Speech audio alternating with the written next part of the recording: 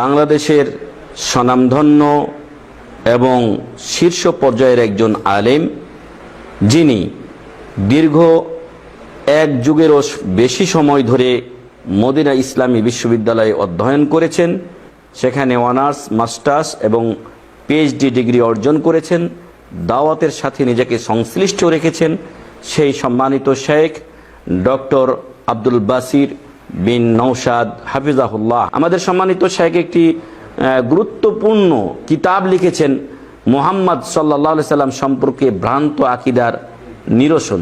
মুহাম্মদ সাল্লাল্লাহু আলাইহি সাল্লাম সম্পর্কে ভ্রান্ত আকীদার নিরসন। অনেক ভাই ও বোনেরা এমন রয়েছেন যারা মদিনাতে গিয়ে রাসূল সাল্লাল্লাহু আলাইহি সাল্লামের কাছে কিছু প্রার্থনা করে, চায়।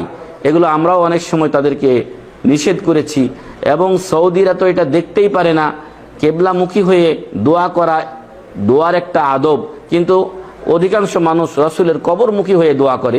তো সম্মানিত শেখ এই গুরুত্বপূর্ণ বইটি তিনি লিখেছেন এবং সংকলন করেছেন, সেই সম্মানিত শেখ, এবং এছাড়াও তার বিভিন্ন কিতাব আরও উনি রচনা করেছেন।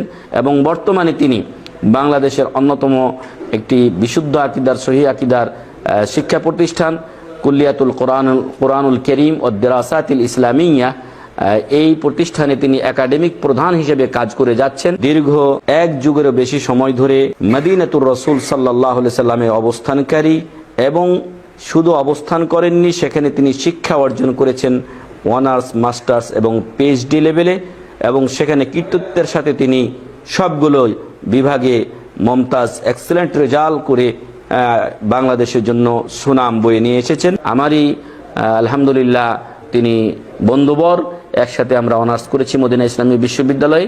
সেই সম্মানিত শেখ ডক্টর আব্দুল বাসির বিন নওশাদ হাফিজাহুল্লাহকে আলোচ্য বিষয়ে তাঁর বক্তব্য পেশ করার জন্য অনুরোধ করছি।